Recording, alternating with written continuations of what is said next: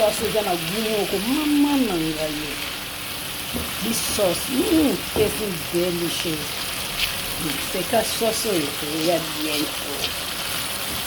Donc c'était là dans mon macabé.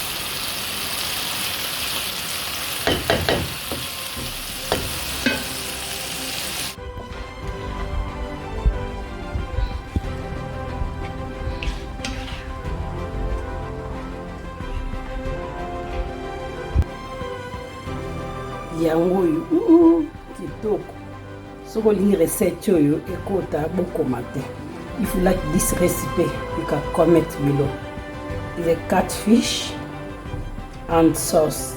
Les Ngolo kokalinga na sauce na différent vraiment goût. Enjoy. Bon appétit.